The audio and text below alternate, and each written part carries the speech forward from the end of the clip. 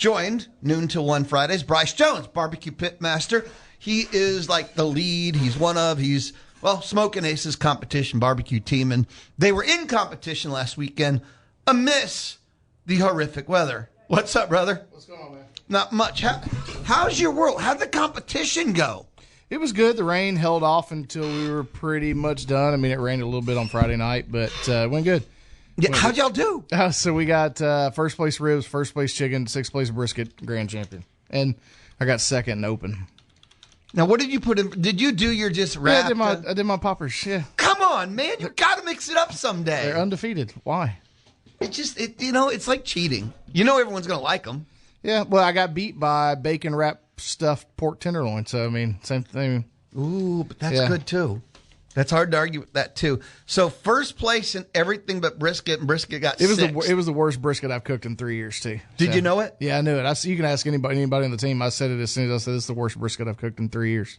What was wrong? The bark didn't set real good. So when we were resting it, like we had, my son and Mike on the team, his older son, have the Smoking Aces next generation. And so they were out there cooking with us. Their brisket was done. We put it in a cooler. And then I'd normally put my brisket in a cooler by itself to rest, all the same. Put it in the same cooler. I think it was too hot. The bark got real soggy, wouldn't stay. It was falling, when you're cutting into it, it's coming off, and so you're losing all your flavor right there. And so I knew it immediately. Just knew it. I knew it immediately. Yeah, I knew it wasn't as good as I have done. Like I said, it was one of the worst briskets I've cooked. It's plenty tender, nothing wrong with it. It just when that bark started falling off, it lost a ton of flavor. Wow. So, okay. So it happens. So you're like fair enough. Yeah. You're even happy to take 6. Yeah, I was happy to take 6 because I really thought it would cost us grand champion and. Almost did. I think we won it by 2 points because of the brisket. I think the other team had first place brisket, second in ribs, and like 8th in chicken. And so chicken cost them. Chicken cost them. So whereas we had first in chicken. Yeah, so, you had 3 firsts. 2 first and a 6th.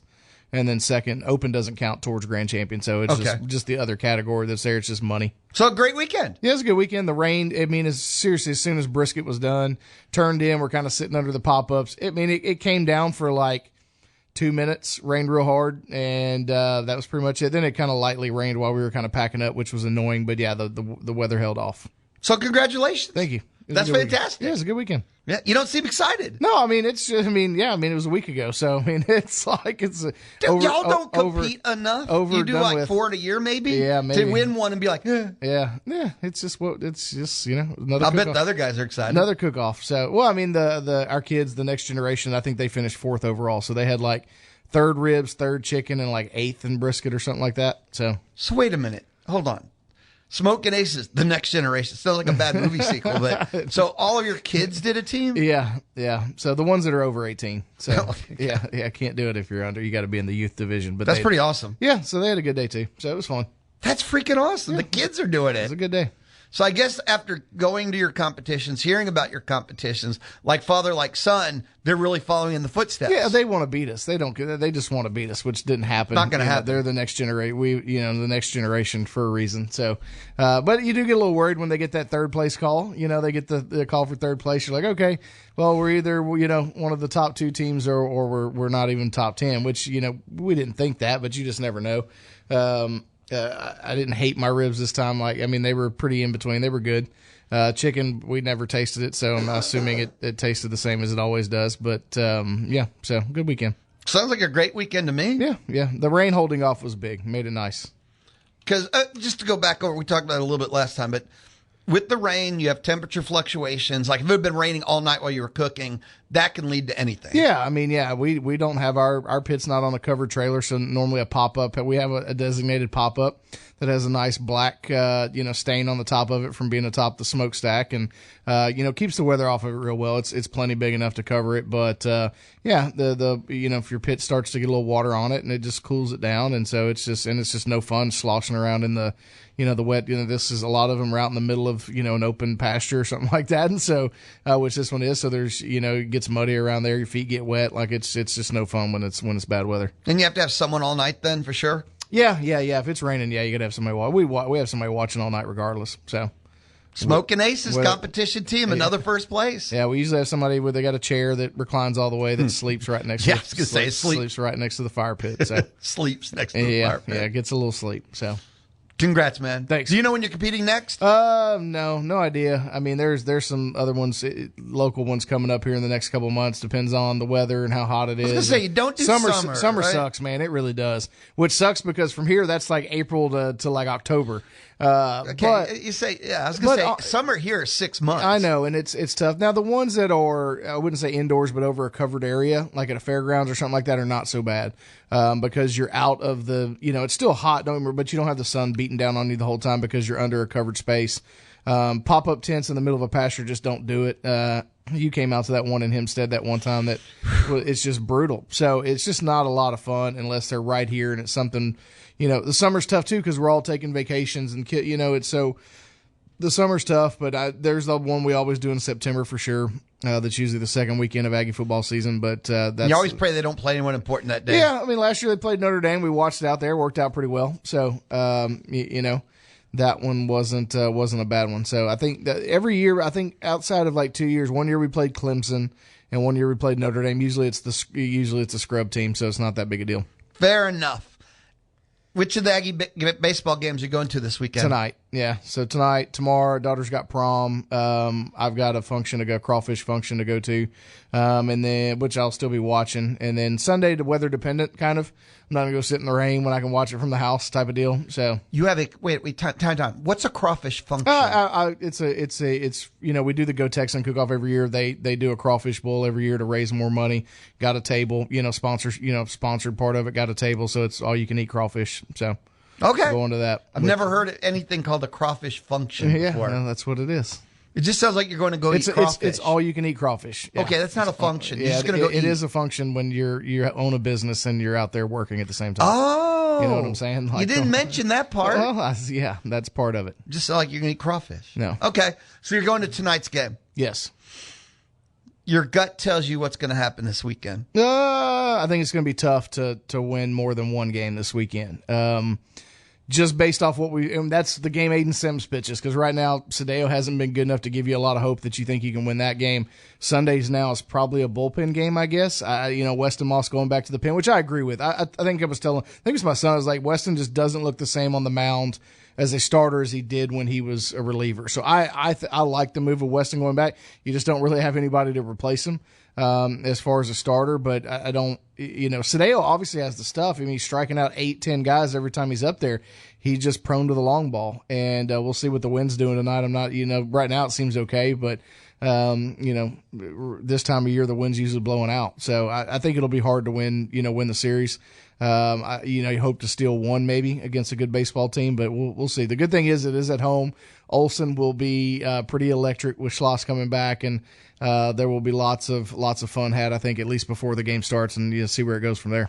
I think Sunday, looking at the pitching change, if you have Lyons, Moss, and Cunningham, don't know the order. It's not relevant. But between the three of them, could you get 7 innings? 2, 2, 3. Depends on in some combo. It depends on everything that happens on before, Friday and right? Saturday. It depends on Friday and Saturday. Absolutely. 100%. Yeah. But those three in some order, the order not relevant, get you 6/7. Yeah. I mean, look, you could piece together a Sunday. But that will take Sadeo going 6 or 7 tonight. You know what I'm saying? How about 5? Let's not be greedy. No, I'm being greedy. You said something to me last week, and then Moss. You said something about Moss, and he did. He gave you 6, and Sims obviously gave you a complete game, shortened game because of 7 innings. It was awesome. You need Sadeo to step up and throw you 6 solid innings to where you can bridge the gap for 1 and then maybe go to fresh corn for 2. I don't know, and that saves Lyons and Weston and all those guys. Or maybe you go out and you throw Weston 1 to get him back in the swing of things as a reliever and then go to fresh corn. I don't know, but they need a performance from Sadeo tonight, honestly. It would swing things as far as how this series will look based off tonight's game. Are you surprised they did nothing with Sadeo in the end? No, I think he's obviously got some of the best stuff that he just keeps finding barrels and they keep leaving the yard. And so I think if he wouldn't have the high number of strikeouts to go with the runs given up, maybe you'd think about moving it, moving him around, but also don't think Sims has been so good on Sunday. He's a freshman. You don't want to mess with his head, and But you moved him off Sunday. You did do something with him. Kid. That's what I would have. But you don't have to. He doesn't have to face Volantis. Doesn't have to have that matchup, which I think that played a big part this weekend. We'll see. I think Volantis on Sunday played a big part in going, hey, let's move Sims up to Saturday. Let's get our best guy. So what's been our best guy this year against their number 2, and not, even though Volantis is on Sunday, he's been their best pitcher. I don't think Texas has a 2. They're throwing 3 They're ones. throwing 3 ones, yeah. And again, they're really but good. yeah, I loved moving Sims I like is good. the move. But if you were going to move him, I don't know why it wasn't straight to Friday. Well, because freshman and rivalry, I don't think. Look, all right. Olsen has been lively, right? And Sims has seen Quite that. lively. But it won't be what it's going to be Friday night, tonight, it won't be what it'll be tonight. And to throw an 18-year-old kid up there who's had a lot of success, you just don't want to mess with his head too much. I think that's a lot to ask of your freshman to go, hey, kid, we're going to move you to Friday against Texas when Schloss returns.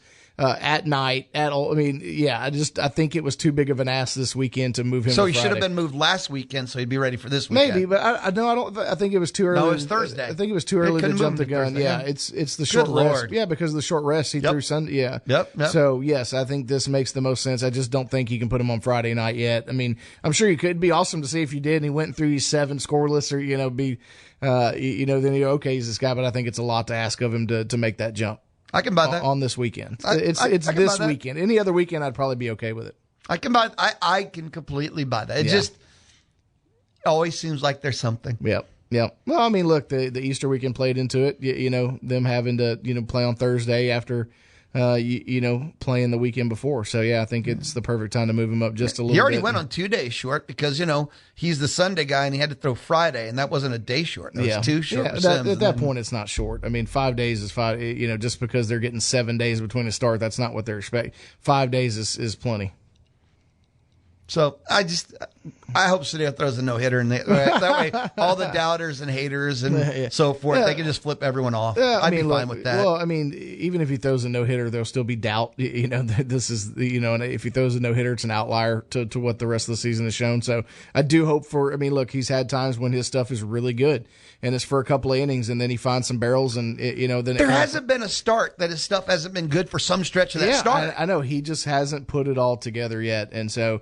And what you can see now is it's starting to get frustrating. Last weekend you saw him and Moss visibly dropping some bombs, as they came off the mound, after giving up a home run and then getting out of the inning. And, a lot of them are with 2 strikes and it feels like that they don't have that out pitch that some of the, but then again, he throws up 10 strikeouts. So apparently he does, but just not hitting the spot. So Cedillo's lines don't make a lot of sense when you take the number of strikeouts compared to runs given up. 4 1/3, 6 runs, 10 strikeouts. Yeah. What? Yeah. Wait, how did that happen? The stuff plays. It's just he's got to find a way to keep the ball in the yard. That's honestly the biggest thing with Shane is it's not like he's given up a bunch of doubles and singles and 5 straight hits or anything like that. He walks walks a guy, walks 2 guys, and then 3-run bomb, and that's the killer. You can't. His walk rate's not that high. It's not, but I'm just saying. But a lot of times it's a single and then a walk and then a 3-run bomb. Yeah, and so then strike out he just has to keep the ball in the yard, and I think it'll. If he can do that, then get you 6, give up 2 or 3 runs, you'll be happy with that. I wonder. Okay, so we're used to watching this Aggie offense score like 8-9. Yeah, Texas pitching staff's pretty elite. I'm not expecting 8, 9, and 10 this weekend, but you put up like 5 and 6 against a pitching staff that's this elite. You're actually really crushing the ball, relatively speaking. Yeah, you just don't want to see a lot of got 1 run, got 2 runs, unless you won the game, then I don't care. But, you win 1-0, don't care. Don't care you didn't score 10, you won the baseball game. So, but again, if you're putting up 6 spots. You put up 5 or 6, then, against this pitching staff, then, you did something. And so, look, the offense is elite. We know that, especially with the 3 freshmen with Jorian, Partita, Kellner, those guys, stepping up, until this last weekend, Blake had been really good in the DH spot. they went back to Wesley Jordan and he went golden sombrero on them, and that was like, okay, that was a bad move. Let's go back to the. So we'll see what the lineup looks like tonight. But I expect it to be a lot of the same it's been the last couple weekends with Joran and Wright, Blake at DH, and everything else the same. Yeah, I feel like Texas pitching staff is the final exam for the A&M hitters, the A&M offense. Yeah, well, because they have just crushed they've beat good pitching. Yeah. Now it's the final exam this is the elite pitching. You probably won't face better. Yeah, rotation. And now, I mean, look, Texas has issues in the bullpen. Mm-hmm. So that's where you kind of, what you want to do is you get the starters out as quick as you can, work walks, do whatever you got to do to get on base, get into their pitch count, work deep counts, get the starter out of there because they do get vulnerable when they go in that bullpen. So I'm fascinated by the series, but I'm fascinated by every game. Every game has its own story. Sadeo, and then Harrison, and then Volantis, and then Sims, and then there's a million narratives in this. And Schlotter's coming back. That's almost the main narrative, but yeah, it is the main narrative, and that's one thing. The good thing is not a lot of these guys were on the team when Schloss was here. There's a few left, right, from 2 years ago. And you hope that you don't let the moment be too big for them, and play with emotion, but don't be emotional type of deal. So we'll see how that shakes out. But yeah, they should be fun. I'm looking forward to it. Okay, it's exciting. One thing we got to take it down. Okay. No, that's not the main narrative. Winning this freaking series is But I mean that's part of the narrative is plant your flag in the corpse. Win the series of the guy who bailed on you and he bailed on you in the middle of a national championship baseball game. 12th series. man means everything to me. I moved my family here. Next day you're outside the cemetery. I was there when all this was going down, and every now and then I'll still get recognized from Texags like, hey, what'd you hear? Like, dude, I was like, I'm not hearing anything. I don't work there anymore. I mean, it's it's not like I'm getting texts from coaches and stuff like that. But yeah, I mean, the mood on the game 3 in town, because we're in town having drinks, enjoying ourselves, and it was pretty solemn. I think everybody kind of felt like there was the ones that were like, oh, he's gone. The ones like, oh no, he'd never do that. And then you go back to you're at the team hotel and there's rumblings and just among fans and a lot of families are there, and it was pretty awkward for what should have been one of the most exciting games in program history.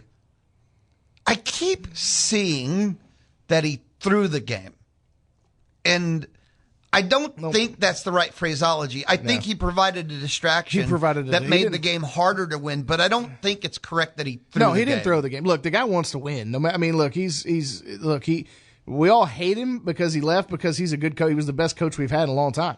In 3 years, you had 2 College World Series appearances, and you were outs away from winning a national title. So there's no doubt he wanted to win that game, but he provided a huge distraction for his players day of the biggest game of their life. Okay.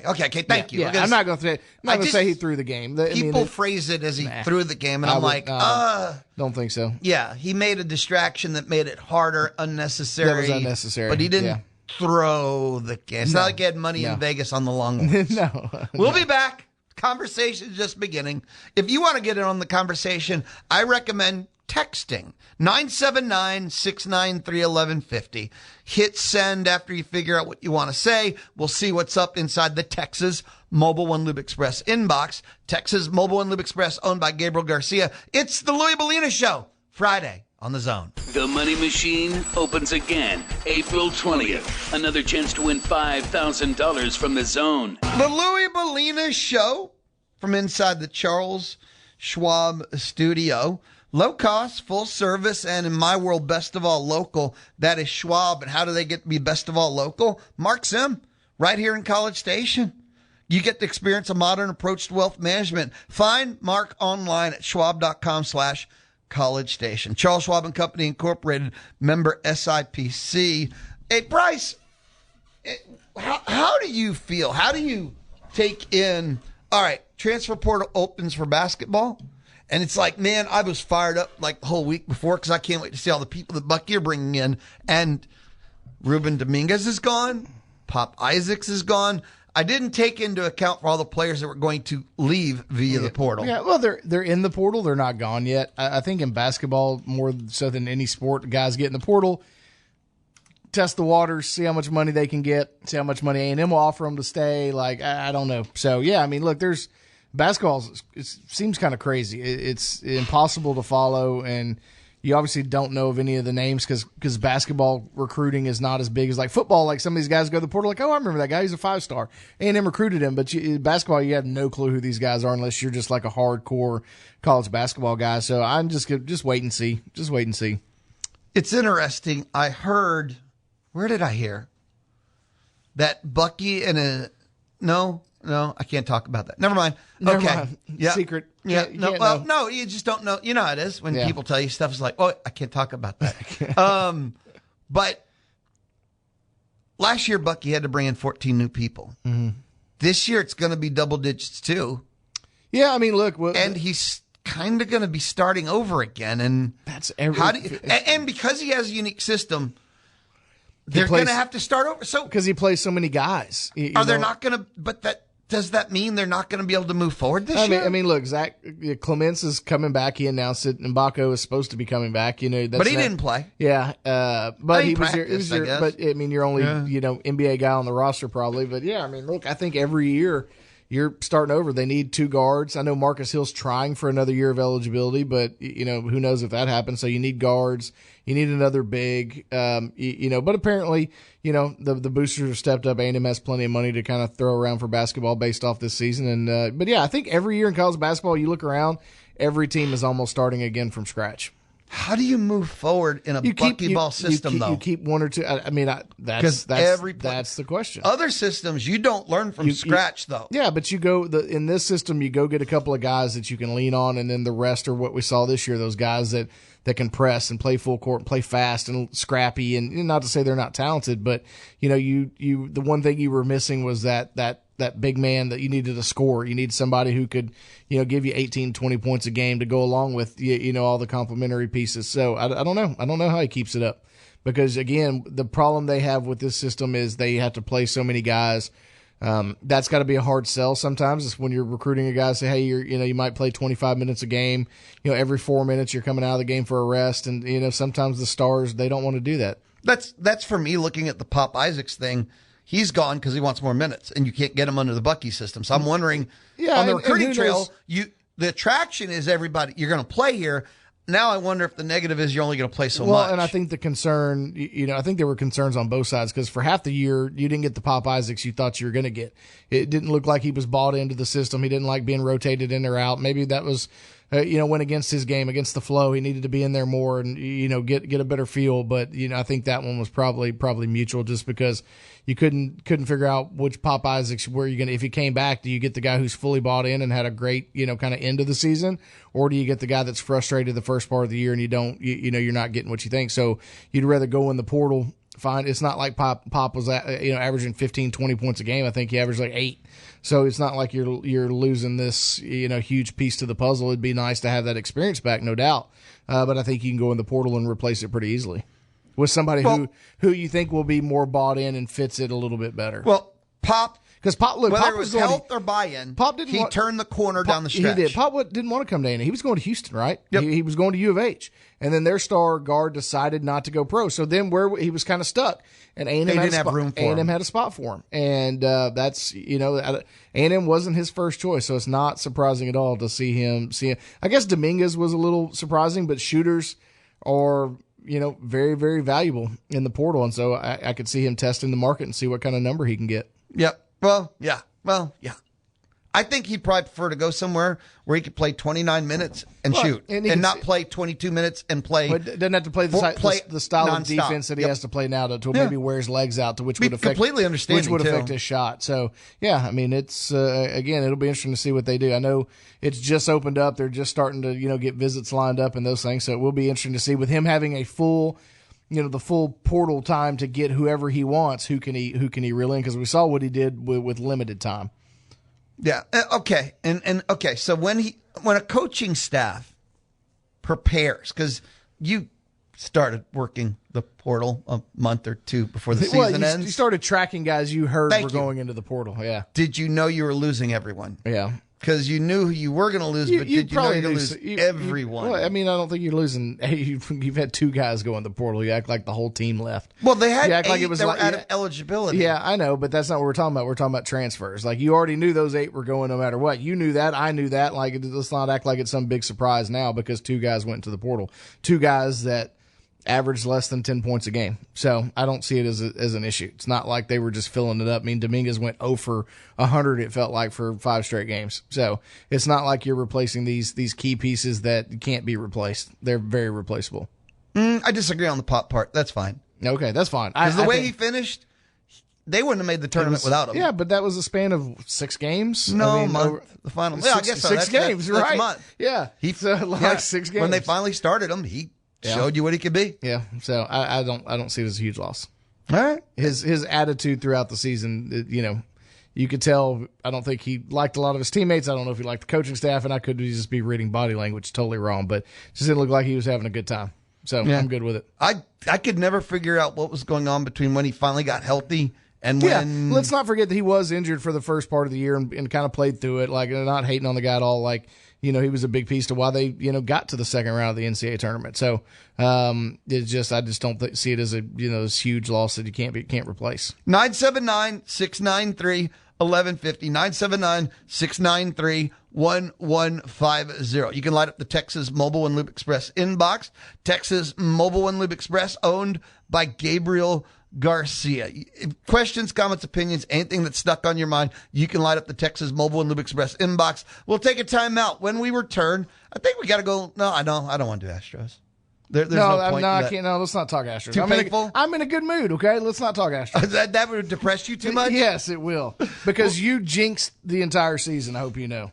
Oh, I'm the one that brought out the IL list. You're the one that brought up. Would you rather have Yordan Alvarez go down or Hunter Brown? And then what happened the next day? Hunter Brown goes in the IL. Totally your fault. So it's my fault. Totally your fault. It's the Louie Bellina Show. The Louie Bellina Show. You know how we do. Don't miss the monthly beer recommendations with Alan Ward of Brigadoon Brewery. Come on, let's go. Join Louie weekdays 11 to 2 on The Zone. The Louie Bellina Show. Down the stretch we come. Let me share with you the rest of the day. 1 o'clock is Studio 12 Live. 2 o'clock is the Paul Feinbaum Show, powered by Polaris Fun Center. 4 o'clock is Chip Howard Sports Talk, just no Chip Howard. It'll be Ryan Starr with Riley.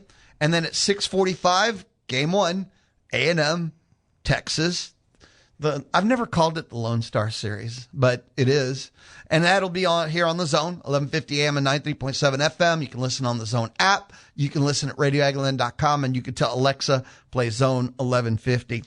I've been staring at the Texas Rangers City Connect Series jerseys for 2 days, because I'm just trying to think to myself, how much money did they pay someone to come up with these? Were they bad? They're just horrifically boring. You would never call them bad. I mean, who cares about uniforms anyways? The Astros City Connect uniforms are pretty awesome. Are they? They were. They didn't. They're not part of it this year. Say Space City or whatever. They've had 2 different, because they've been picked in the past, and I just thought they were pretty awesome. Okay, you're not biased at all because you like the Astros, huh? No, you know me better than that. I'm never biased. I hadn't seen either one of them, so I couldn't tell you. Yeah, here's the Ranger one. If you want to look at it, it's just I don't know, Tejas, flat and. Viva Tejas. It doesn't do a whole lot for my world. No, it's pretty terrible. I wanted to give you an update since you don't watch hockey really to the playoffs. True. Regular season ends April 15th. Only 3 more games remain. I've seen a lot of clinching on Twitter. Clinching. So-and-so clinched the playoff spot. Even Utah apparently has a hockey team now. Is that new? The Mammoth. The Mammoth. I saw that. Is this their first year? Funnily enough, I wish I could answer 100% correctly. You don't know either. I don't think it's their first year. I saw they clinched the playoff spot. Yes. Congrats to them. April I saw 18th. that. I was like, wait, is that a minor league hockey team or what? I was like, oh, that's a new one. April 18th, by the way. Playoffs begin. I'm in.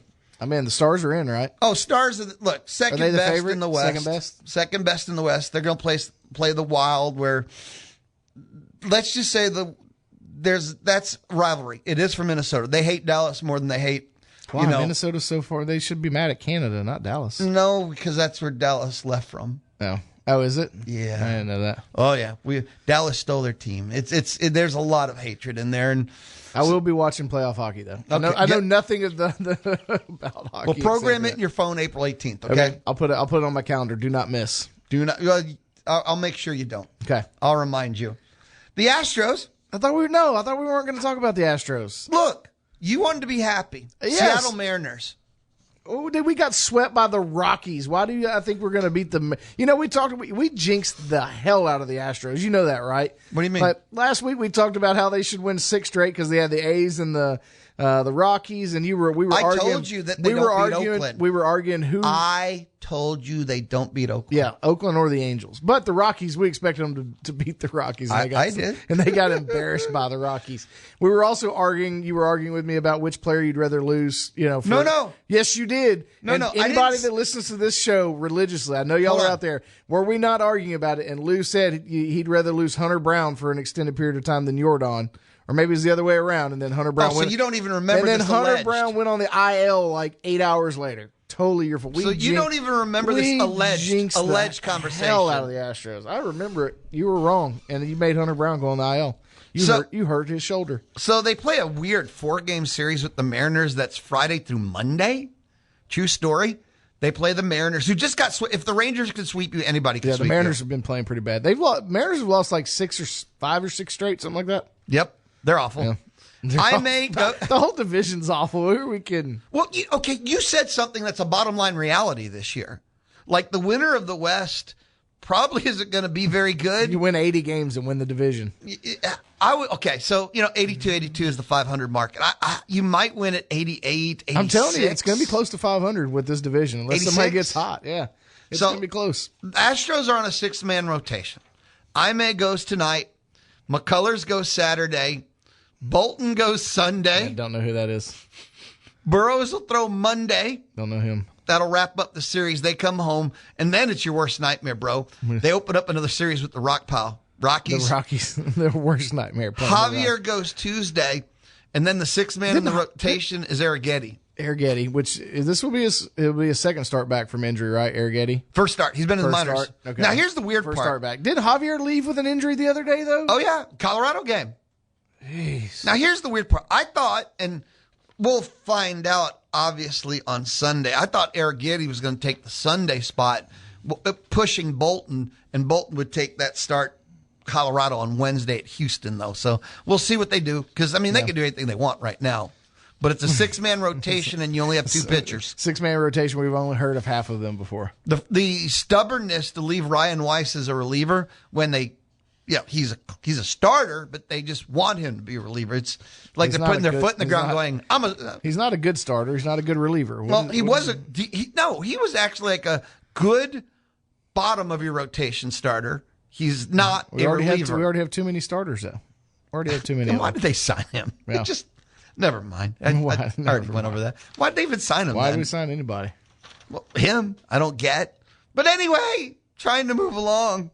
The Astros suck. No. Yeah. Oh, they can't stay healthy.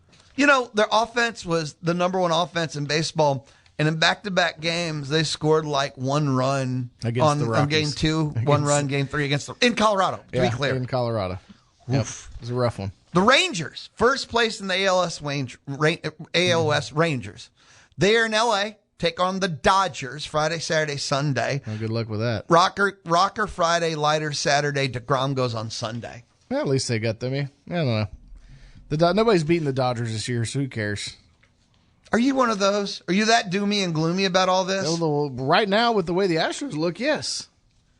Absolutely, because I only care if the Astros don't win it, then I don't. Anybody but the Dodgers or Yankees is good with me. But it seems like that's the Dodgers will be tough. Yeah, they're stacked. All you can say is they're absolutely stacked. It's like the creator. It's like MLB The Show back in the day where you could you'd have a baseball, you draft your own team, but with no cap or anything like that, so you could draft whoever you wanted, and that's the team the Dodgers had put together. It's like a team I drafted 10 years ago that with everywhere I had to play like, let's see, I used to have to catch I used to make Barry Bonds the catcher because I needed a catcher, but my team was so stacked, and you just have to give up a couple errors a game. So there's no reason why they have to lose, and that's why they're that good. Yeah, they can. Anybody can lose a series. Yeah. That's just injuries can because a series is 1 week. You have one bad week in the year. Betts got hurt, and he's on the IL, I think. So yeah. Well, the regular season means nothing because the Dodgers are going to make the playoffs. So And once they make the playoffs, then they shorten their starting rotation and their bullpen, and they get scarier. They get better when the playoffs start. They don't. Yeah. So in other teams, it makes no difference. Is the truth. Yeah. But with the Dodgers, they get better. Yeah. Screw the Dodgers. And the only thing that can derail a Dodger repeat is the infamous and 1 week. And Joe Sheehan newsletter, you've at least heard of him. That's the thing he always explains. In a series, most of the series is over in a week. Yeah, you play 3 or 4 games, even out of best of 7, right? You have 2 bad games and 1 bad week. Yep, they can do it. And that's it. And Blue Jays almost pulled it off last year, to be clear. Yeah. I would argue they should have actually won the series. They could have, yeah. They should have, probably. They didn't. That's deep. I know. That's right. Like that? That was what you got me on here. Can we quote you on that? Yep, you can. They could have, they should have, but they didn't. Could have, should have, would have. But they didn't. Nope. Bryce Jones. There you go. Thanks for the help there, man. You're welcome. 979-693-1150.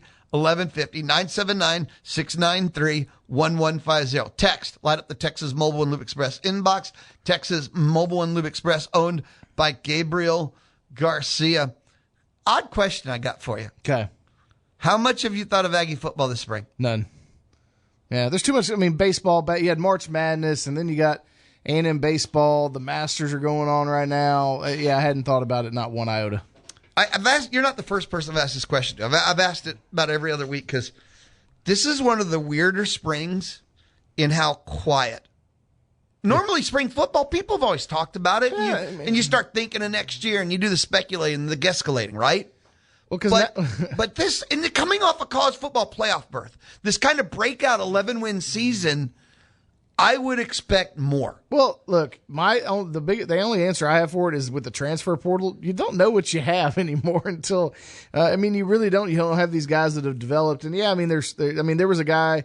I think it was funny as a guy I follow on Twitter, and he was quoting a kid that was interviewing, during the A&M football practice. He goes, "I have no idea who this guy is," and he follows. I mean, he follows pretty closely. And I thought about it, I was like, I don't know who that guy is either. And he's obviously getting interviewed after practice, so they expect him to be a big part of what they do. And it's just with the portal now, like you don't recognize, like used to, I could see a guy and be like, I know who that is. Like just recognize, like if I saw him on the street or in a photo, obviously I covered it and I met all the kids before they were ever, at A&M. But now, there's some of them, I would notice, like Marcel Reed, Reuben Owens, I could pick them out of a crowd, but some of the other ones, probably not, man. Back in the day, since you get your high school class and that was 99.2% of your roster. Yeah. At the men, you'd go, oh, yeah, that's the kid from DeSoto. Yeah. Wouldn't that be the men? Yes, absolutely. Now you're like, absolutely. And then you find out, that's the kid they got from James Madison in the transfer two cycles ago. Yeah. Right? Yeah. That's what you're talking about? Yeah, I really do think it's a lot of that, like, it's just, you feel out of touch with it. It's just not the same. But once the games get rolling, be ready to go. Fall practice, you know me, I'm not a spring practice guy. I don't care about the spring game, any of that crap. And, let's get to fall practice, stay healthy. That's the only thing I care about in the spring. I don't want to hear about somebody. Well, don't worry. They won't tell you. You won't know if anybody get hurt. You will, but it'll definitely get out there. But nowadays, like, you just trying to get out of the spring healthy, see who goes in the portal after spring will tell you a lot about, where your depth lies and who's winning some spots. And then you go to fall practice and, find out who's running with the ones, and then you know what you're working with. It's just very odd. I know, look, a lot of this is, I call it in progress. We live in a new world with portal and NIL equaling free agency. I get that, but just very odd. Just very odd. And I never pay much attention to it. So, but I mean, I've never paid attention to spring football, but there's always been more. This is very different for me. I think quiet is good. Well, it's not Georgia football. We don't have anybody getting into traffic accidents come on, every other week. Let's not jinx some other folks today, okay? You already did it last week. Let's not do that again this week. But I'm not naming names. Quiet is good. Is it fair if I don't name names? Yeah, quiet is good. It was quiet-ish last year, too. That worked out pretty well, didn't it? I'm going to give this as a testament to Mike Elko's operating system. Yeah. Because even if you go back to year one of Elko, he's made it very much about taking care of business. His way of doing things is, wait a minute, what are we supposed to talk about? We're supposed to be practicing. Yeah. What am I supposed to talk about? We are trying to win games. That's always been like his culture, him. Right? Yeah. Yeah, I think that's a big part of it. You have to look at that, and, the less you hear, I think the better. It's like a well-oiled machine at this point. Like, thank you. You would think that they're not, I think the way he looks as he knows he doesn't want to take a step back. He said that, like, hey, in the years past, you'd have one good year, and then we'd go back to go back to the norm. I think he's very intent on that not happening. And so, they're just going about their business, doing their work. They do the interviews after practice and then, going to watch some film and do, go eat, watch film and do all that. So I do think it's very businesslike and very much kind of run in the model of, like an NFL camp type deal is run. So I'm good with that. He's too busy working to troll people on social media, he's not looking for the headlines. He's looking for wins. Yeah. They just, and the players he's recruiting, I don't think, there's personalities, but I don't think he's looking for people that are looking to shine on me. That you know what I mean? Would create buzz and all that stuff too. No, look, if they're good football players, I don't think he cares at all. If they can help him win football. If they work and they help him win that's football. number well, one. That's the one thing. The only way they're going to help you win football games is if they work. Nobody can show up anymore and just, gone to everybody puts in too much work. There's too much that goes into all these, they start doing it from a young age. You can't, guys that are talented can't just show up anymore and be more talented than the next guy because other guys outwork them. So I don't think you can help, a team win football games and be a factor without putting in the work. Yeah. So it's just oddish to me. Now this is where I get more fascinated, right? So when all the smoke clears, you mentioned all the things you're into right now. Let's say we hit June 5th and there's nothing. I'll be okay. No. I think in general. Oh. It'll be time to start the Aggie football offseason. Yeah. That's so when then we'll have 3 months, 2 months before fall camp even starts. Yeah. Hey, how's that O-line? The general conversation. Yeah. But right now, there's just too much. Yeah. There's still a lot of good sports going on, and for me, that's what I'm focused on. And, pick up things here or there, that you see on social media, and that's about it. That's my, all the consumption I'm having of spring football. Plus, you're big in the UFL right now. Yeah, absolutely. Watch that all the time. You watch The Rock, and bring the teams. I get it. Is that really a thing? You obviously do, because I know nothing about that, and you're talking about it. So. I just saw something on Facebook of all places, which I get on once a day. Facebook is still a thing? The Zone Facebook page rolls. Oh yeah. Yeah. Okay. And so about, I got to be on there. And then there was something about the UFL schedule. And I went, what? The UFL? Didn't know it was They merged with the XFL. They're like one league now. You're asking the wrong person, brother. That's already more than. You're asking the wrong person. Yeah, Bryce's face right now is one of utter shock. He's like there's an XFL, there's UFL mergers. Yeah, I literally they're expanding. In 2028, Oklahoma City's getting a UFL team. Even when I knew that, I've literally never watched the down of any of those games. Like, I've got a buddy that he's watching. You don't watch this? Like, no, I don't. Like, I love college football. I like the NFL a little bit. This in between stuff, it doesn't do it for me. I don't care. So why? If I don't care, I'd rather watch an Astros baseball game for 9 innings, even if they're losing 10-1, than watch a UFL. XFL, I have some friends. I have some friends that they need a football fix, and if there's nothing else going on, an hour and over the years and decades now, there's been the other things as you call it can somewhat. Give them a quick fix so they can make it until the season starts. No, it's just not good football. It's just not entertaining to me. And I get, while some people need the fixes, I'll find a good series on Netflix. Okay, you'll watch A&M play Citadel, but you talk about it's not good football? Yeah, because it's A&M. But it's Citadel. Okay. Come on now. I know who's playing. I know who's playing the football game. I'm watching the UFL and XFL. Some guy who's been out of college football for 10 years, still trying to do it. Kid's got heart. Kid's got heart. Come on now. I'm good, man. Hey Bryce, I'm gonna let you roll because when we come back, it's one of those things. Yep, dude. Okay, so Friday's Aggie baseball. Saturday you're going to prom, and Sunday what's up? Sunday is, depending on the weather, is Aggie baseball. Be awesome, brother. Later. When we return, well, I kind of wrap things up on a Friday. This is the Louie Bellina Show from inside the Charles Schwab studio. In uncertain times, Charles Schwab remains invested in their clients by offering personalized guidance and clarity. You can contact Mark Sim if you'd like some of that personalized guidance and clarity. You can contact Mark Sim, who's right here in College Station. Get answers to your questions. Learn more at schwab.com/College Station. It's the Louie Bellina Show, Friday on the Zone. Home on the road or Omaha. You can hear Aggie Baseball on the Zone.